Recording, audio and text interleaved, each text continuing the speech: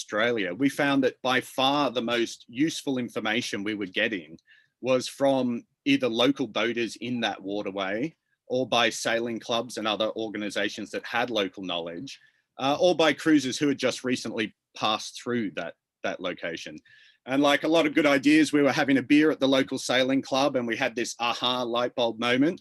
And we thought, what if we could create a software that would allow boaters from all around the world, as well as cruising guide authors and sailing clubs, government organizations such as MAST, New South Wales Maritime, as well as other online resources. And we could put it all into the same cruising guide with a selection of different charts and map types. We'd allow anybody and everybody to be involved.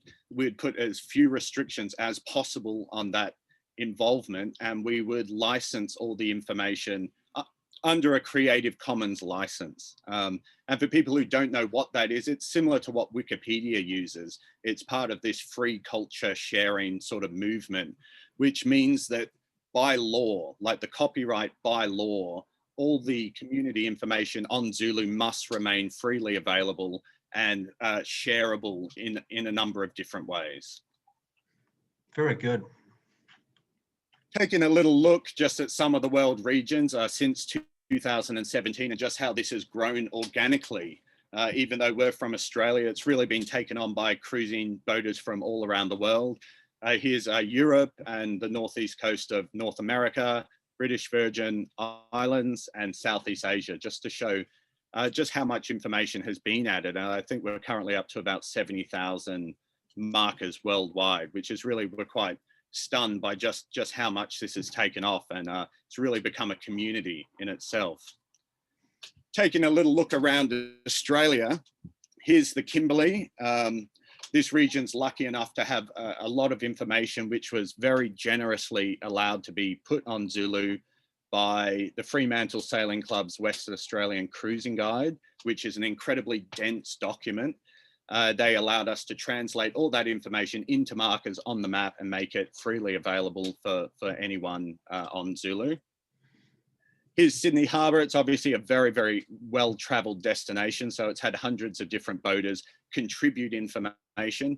And it's also an example of other sources of information that we've input, such as, like I was saying to Greg before, like the bridges, the bridge heights, all the moorings, all information like that we get from New South Wales Maritime, other government sources, or you know, any sort of online sources like that.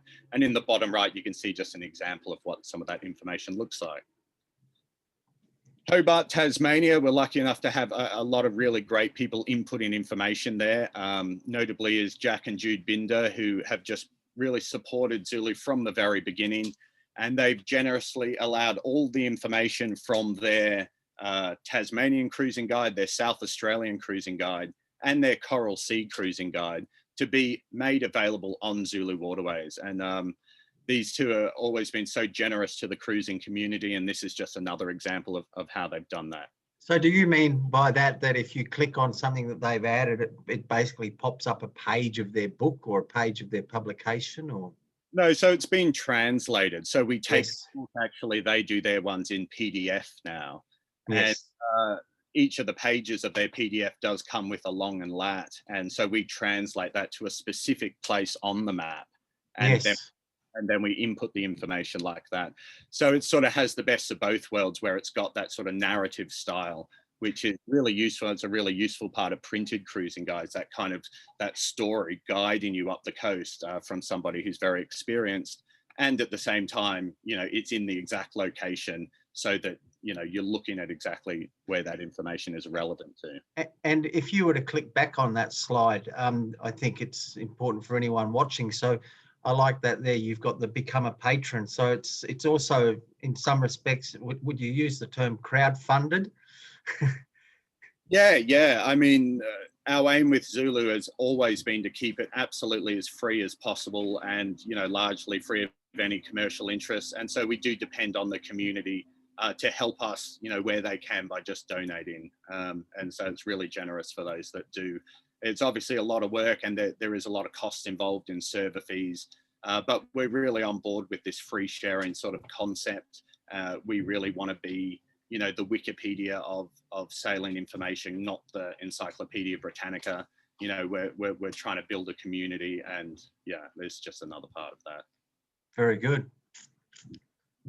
Here's Lady Musgrave, just because it's an absolutely beautiful spot and it looks amazing in satellite view, and everybody should go there. You know, there's information here, and I think throughout Australia and other parts of the world, there's a lot of areas which is very, very dense information that really rivals other information sources in terms of its usefulness. And I just want to stop here and just talk just a little bit about information in general. And from my cruising experience, I think that having information is one of the most important aspects of cruising. Having good information allows you to make decisions that keep your boat safe. It allows you to do things you wouldn't be able to do without having the right information. And this includes having as much at your disposal as possible. I'm not trying to say that's just Zulu. It's also printed guides. It's people's blogs. It's chatting to people down at the sailing club. It's you know, printed off satellite maps, printed charts. You just want to have as much information at your disposal, so that you don't find yourself in spots where you're caught out with a terrible chop from the northwest because you didn't know the weather was going to change, or you run aground because the chart said it was deep enough water there, but since then it had silted up, and you didn't know that. And these sorts of things can ruin a good day of cruising, and having the proper information can really just make it a you know, a memory for life. I wanted to give just a brief example of you know, how some of the information on Zulu really benefited Lauren and I. And that was when we were cruising the Whitsundays, and we started looking on Zulu at some of the reefs and trying to gather information on the reefs. And someone on Zulu had added information on this entrance at Hardy's Reef. You've probably been there, Greg, have you? Yes, I've spent a lot of time out there. Yes. Well, for us, it felt very daunting. You know, Navionics doesn't have, you know, very good information on there. We tried to look at different satellite images, read different blogs. For those of you who haven't been there, it's this little gap in between the reef. It's about 5 meters wide. The waterfall. Yes. Yeah, the waterfall, and it certainly is that. If you get there at low tide, the level of the water in the lagoon sits significantly higher than that of the ocean, and through that gap comes pouring out this, exactly right, waterfall of water, and outside it's very deep. I think it's 60 meters, so Yep. you end up motoring around in circles waiting for the tide to level out. And we read the information that someone had put on Zulu, as well as other comments about coming in at the right time of day so you could see the reef with the right sunlight. And then we cross-referenced it with, you know, tide charts and other weather information, and we talked to sailors and read blogs, and it gave us the confidence to decide to make it through here. Here's a shot of it sort of when the tides are leveling out. And look, we ended up going through there, and it was one of the most rewarding cruising experiences I could imagine. And that's, you know, it's thankful to whoever put the energy in to, you know, adding that information onto this with the community. So really happy about that. Can anyone spot the person on the mast there? Yes. There it is. Another good trick. Out of all information, what's the best thing you have is your eyes and your ears and your common sense. Okay, so haven't touched on it much yet, but Zulu and the information from Zulu is actually available as 2 services: the long existing service, Zulu Waterways, and the newer version, which is Zulu Offshore. And they are sister apps.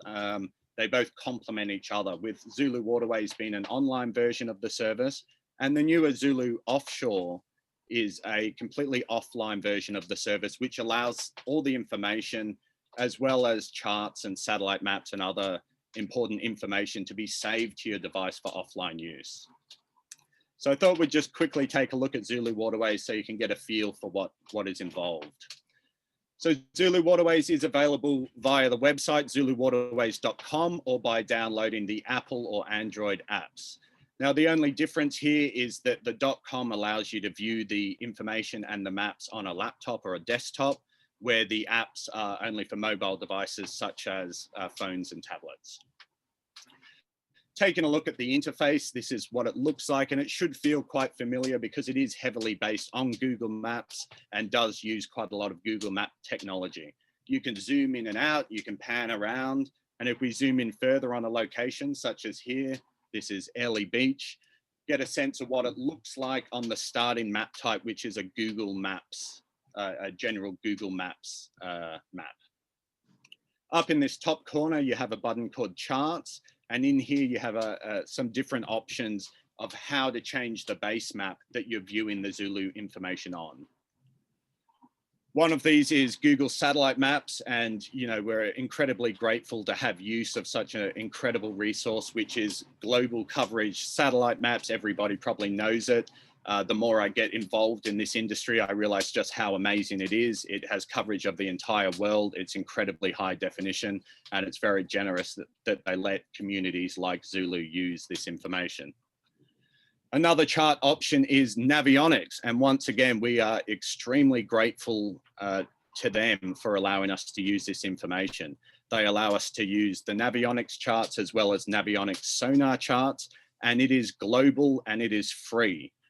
So on Zulu Waterways, you can get charts, sonar and normal charts of the entire planet, and using these in conjunction with satellite maps and the information on Zulu really gives you very good material for making decisions when you're pulling into an anchorage. Satellite maps in particular, I think are very useful, and anyone who's cruised for some time will be aware of this, that in far-flung places that don't have, potentially don't have as much good charting information, satellite maps are extremely valuable, and they allow you to see often the contour of the seabed, the exact layout of the marina, even maybe perhaps where your exact pen is. So these are some map types we've added to give you different options to view the information from Zulu on top of. So I wanted to talk a little bit about the community side of Zulu. This really is a community-fueled project. You know, we are in the background keeping the cogs turning, but it's the passionate boaters who take the time to add information that really make the resource what it is. And we are really just trying to facilitate that sense of community. This is what a general marker will look like when you open it. You'll see it has some tick box options telling you some base information such as good holding ground, and then it has some further information which can be edited and added to by others. And I just wanted to talk about that briefly. You'll see that in each marker, there's some buttons at the bottom, and I just wanted to explain what those are. The report button here, if something was wrong with the information, if you felt something about the information was misleading, you can click that button and it will send us a report telling us what you thought was wrong with the marker, which allows us to do our work in the background, contacting the original author, cross-referencing it with other information, and that then allows us to make a decision as to whether to alter that information or remove it altogether, or perhaps it just needs, the marker needs moving. Liking, we all know what like is. We all have used Facebook at some time. Look, it's a really nice way to let the author know that, you know, you found the information valuable. And if you're looking at information with a lot of likes, there's a good chance that that's those people confirming that they found the information to be correct. The copy link and share button is a way of sharing that information, either via email, via any of these instant messaging services or Messenger, or via Facebook. And when the person who receives that link clicks it, it will open the Zulu Waterways website, and it will open that marker on the map at that exact location. The history button is quite similar to what you might find on Wikipedia, that it shows you when the marker was created, as well as any edits, changes made along the way. And it's a good way to be able to sort of look back through the history, which is sometimes useful, such as going through shallow bar crossings, where it's quite good to look back through the history and see that it was dredged at this time, and then it silted up again, then it was dredged again, and it's nice to have access to that past information. And then we have edit information. So as I mentioned, part of the whole ethos of Zulu Waterways is to allow people to contribute, and the edit information button is one of these ways. Clicking this button will open up the information in a text editor window, which allows you to make changes. And we really do encourage people to do this. This may be just adding to the information. The information maybe wasn't complete. It may have been someone saying, we anchored here in 25 knots. It was very protected from the south, but you were there when it turned to the northwest, and you want to edit that information and say, I agree, it was fantastic when it was the southeast, but when it veered to the northwest in the morning, it became lumpy and untenable. And after that, we moved to this anchorage. And so this allows information to be built on, which we think is a really important part of the guide. This brings me to another aspect, and probably the most important aspect of Zulu Waterways, which is adding information. If you are somewhere, you do something that's not on the guide, you can very easily add that information, and that information then becomes available to the rest of the community. If you zoom in on a location and click or tap anywhere on the map, this red marker will appear. Provided it's in the right location, you might have to tap around a few times, making sure it's exactly where you want it. You click it again and it will open a window which allows you to add information. This gently prompts you through the different options you have for choosing what type of information it is and an information title. Taking a look at this as an example, here I've just done an example where we've added a shallow water anchorage. We've made the title Multihull Solutions example. We put in some text here as well as tick boxes, and I've also added an image. And as soon as you click post, that information is made available to the whole world on the apps and the various platforms of which Zulu is available. So I think that gives, hopefully that gives a quick look and an understanding of what Zulu Waterways version is and how that can benefit you and the sort of information available, and as well as the ways that you can be involved as a cruiser yourself. The other service I wanted to talk about is Zulu Offshore, which is the more recent version of the Zulu information. So throughout the time Zulu has been running, by far the most frequent question and request we had was, can you develop a way for the information to be made available when I don't have an internet connection? This is somewhat a complicated thing to do from a programming point of view. And we were lucky enough to have a member of the Zulu community step forward and say, hey, I can do that for you. I can make an offline version of the Zulu Waterways information. And it was just incredible. We were so grateful. And his name is Ash. And together with Lauren and I, we've spent the last 6 months putting together this new offline version of Zulu Waterways, which we called Zulu Offshore. And Ash is now a permanent part of our team, handling everything to do with the technology aspect of Zulu Waterways and Zulu Offshore. So we're very grateful for that. That's fantastic. Taking a quick look at Zulu Offshore and perhaps how it differs from Zulu Waterways. In this way, it's the same, is that the Zulu database of information is completely free. When you download the Zulu Offshore app, it will take you through a tutorial, after which it will sync with the community information. I mean, syncing as in synchronizing, not like sinking a boat. We're synchronizing the information, and that gets saved. All of the Zulu data gets saved to your mobile device and is usable offline. All you have to remember is from time to time, remember to sync again, because that will update your app with the newest information. Navionics is free with a valid Navionics subscription. Now, once again, we're so grateful to Navionics. Unlike Zulu Waterways, the Zulu Offshore version of Navionics is almost identical to the Navionics mobile app. It allows navigation, it has sonar charts. It really has almost all of the functions that you get on Navionics mobile app for chart plotting. So we're extremely grateful for them allowing us to use their detailed charts in this way. Now, it does require a valid Navionics subscription. There's no fee from our end, but provided you have a valid Navionics subscription, where most people in Australia, I think, probably would already, You simply input those login details into Zulu Offshore, which then allows you to download unlimited charts in the region that the subscription covers. Fantastic. Yeah.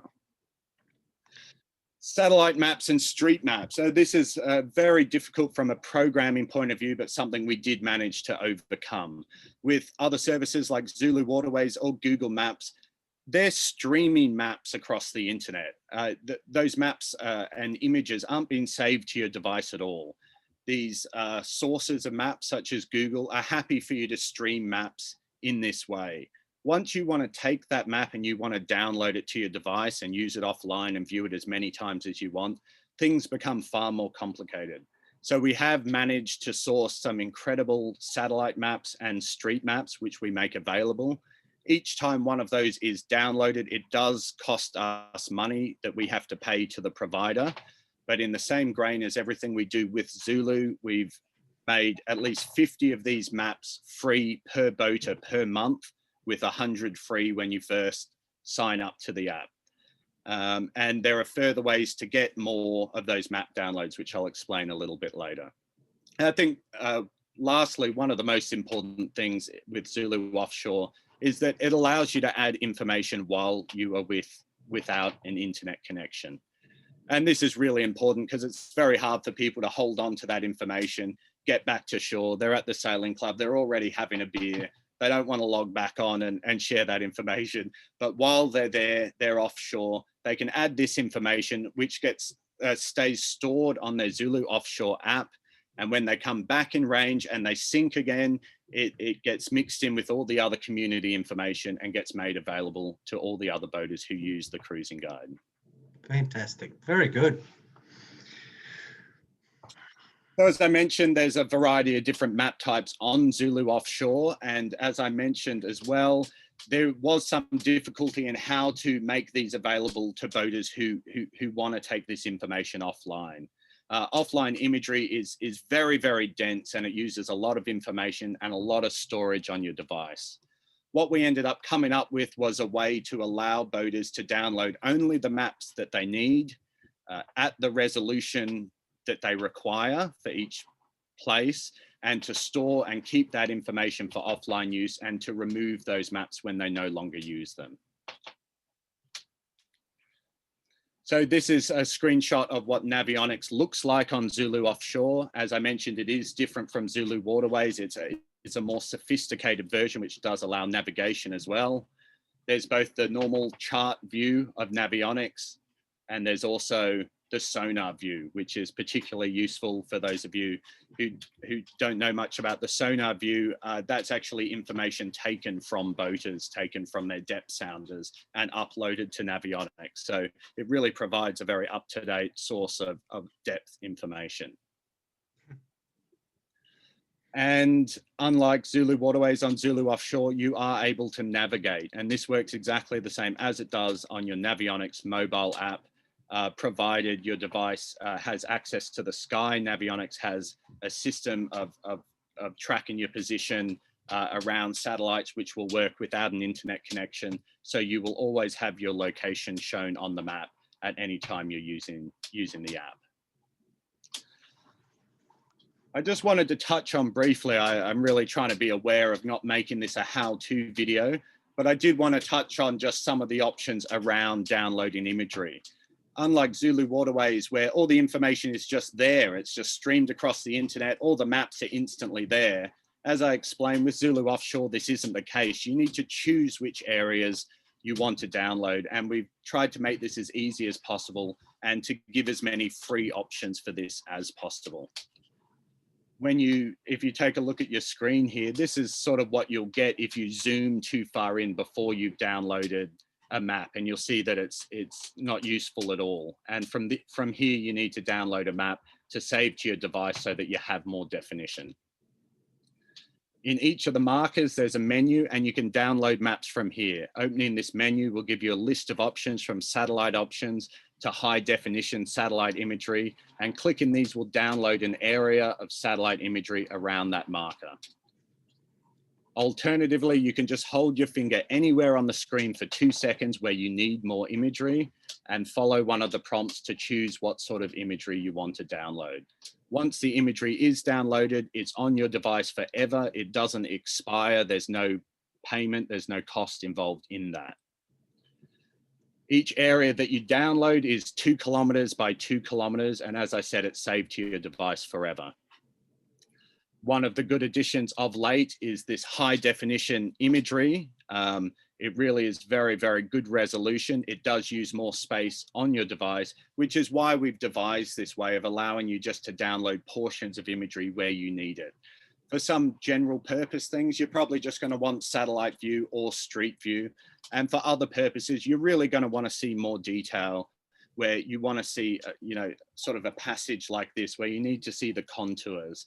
You need to see the change in color from the sand as it gets shallow.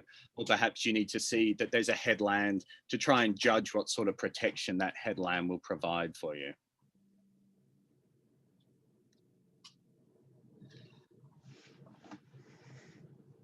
So I spoke a little bit about the individual downloads and how you can use them, and how everybody has a free quota of monthly downloads, which allows you to download satellite imagery, street imagery, and high definition satellite imagery. Another option we have available is that we've created custom satellite packs for different regions.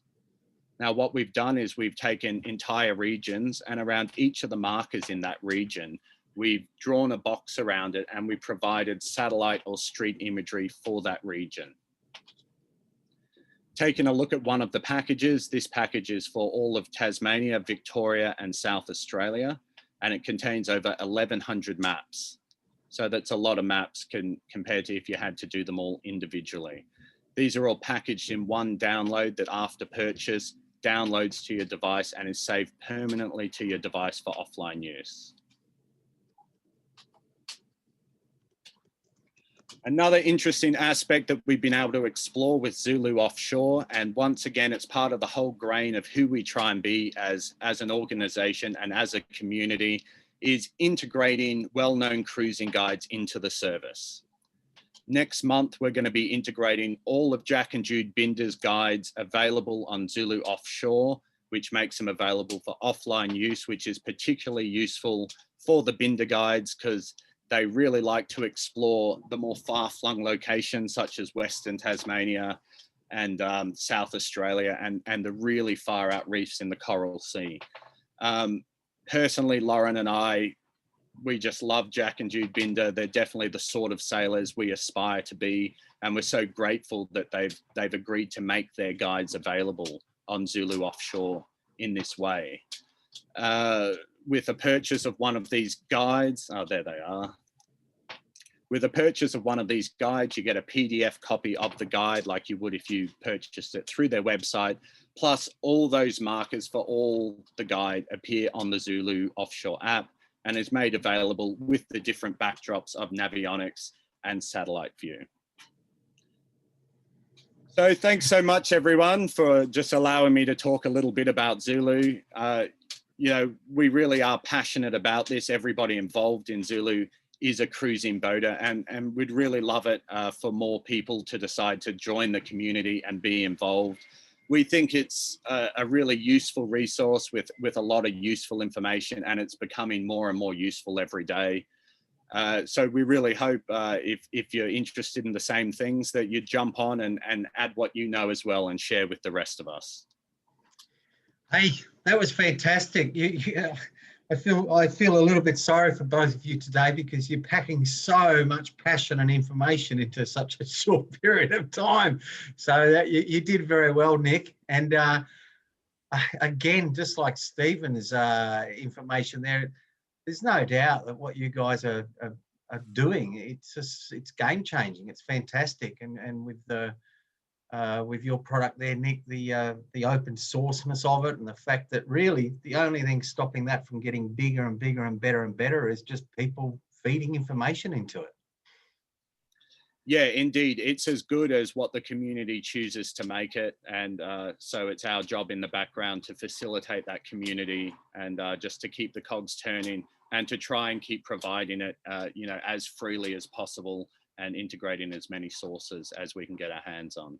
Yeah, and as I said, what we'll do too is obviously Rachel we've got this webinar now to record and so on, so we'll give it a boost for both Nebo and Zulu. We'll give that a boost through our marketing and through our social network, and hopefully that will help. And the whole purpose of what we've been doing with these webinars for this last 8 months is, okay, everyone's locked down or somewhat restricted. You know, what can we bring to the table to help people so that when they do get cruising again, to enjoy it more? And I think what we've done today is exactly the reason why we wanted to bring these webinars to the table.